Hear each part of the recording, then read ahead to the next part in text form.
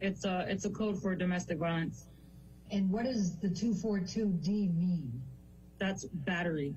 Officer Science, when we broke before the lunch break, I had just asked you about whether you had believed that you were at the penthouse on May 21st, 2016 for 30 to 60 minutes. Do you recall me asking that?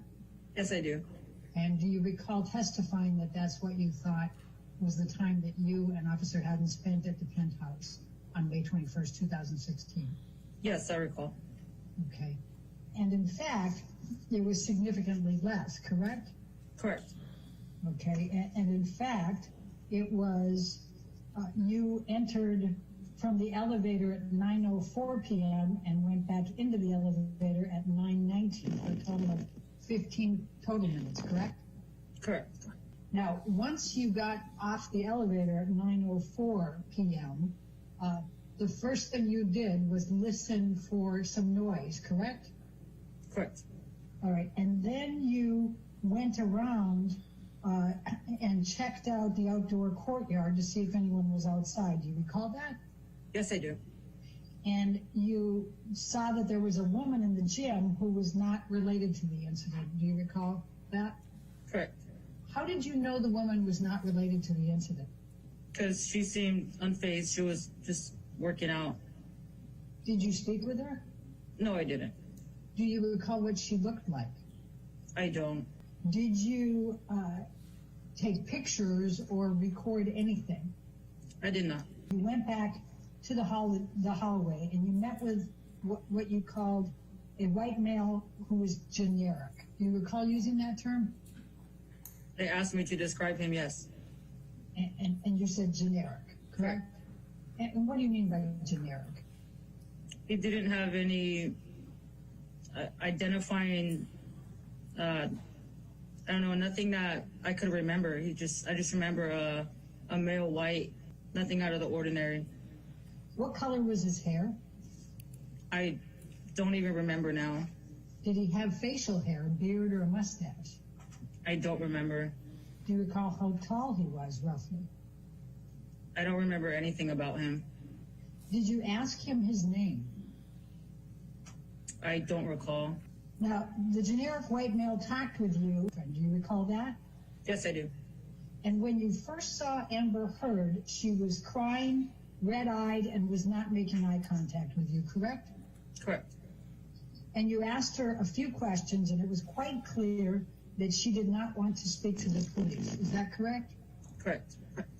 Now, Amber Heard was visibly upset, so she would look down. Sometimes she would look up at you when she spoke, but was back and forth, correct?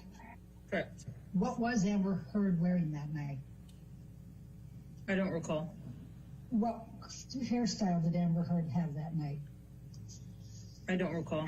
When was the first time you were asked to provide details of the events of May 21, 2016? I don't recall. Do you recall providing your testimony at a deposition in July of 2016? Correct. Is that the first time you were asked to provide any details of what your recollection was of the events of May 21, 2016? Correct. And that was roughly 2 months later, is that correct? Correct. And how many shifts had you worked in that 2 month period? I'm not aware. I don't know. How many calls had you answered in those 2 months? I don't know that number. How many of those calls were domestic violence calls in those 2 months?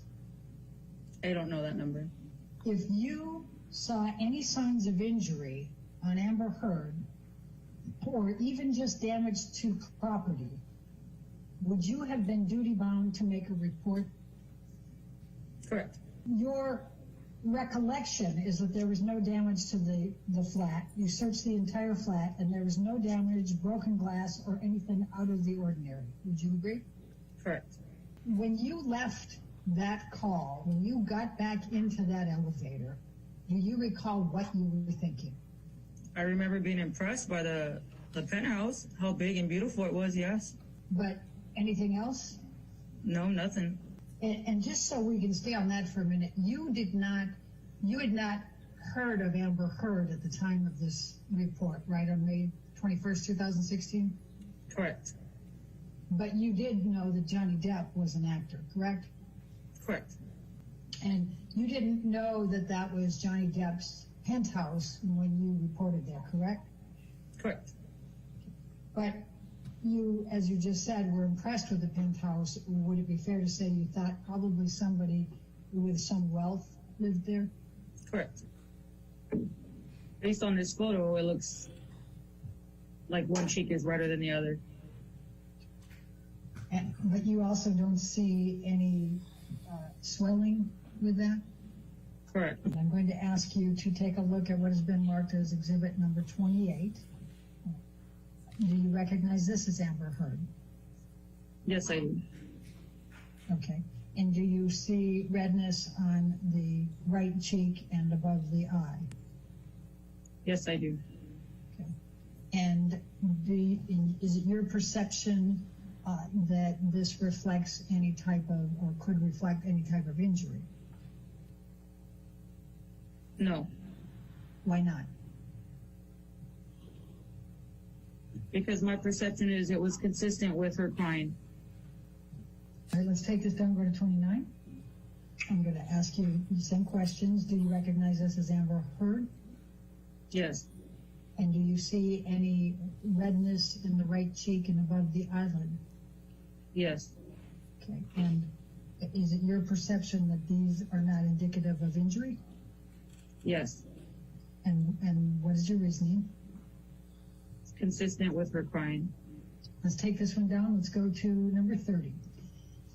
Now, did you ever speak with the two officers who answered the second call to the townhouse that night? I did not. Did you ever communicate in any manner with the two officers who answered the second call to the penthouse? I did not. Did you communicate through a third party to the second set of officers relating to the domestic violence call and your determination? I did not. Did you know the two officers who responded to the second call? Did I'm not. sorry. Do you know who they are to this day? I do not. Have you ever spoken to the other two officers about the responding to this call on May 21st, 2016? I have not. Have you ever spoken with anyone else about your response and their response to this call on May 21st, 2016? I have not.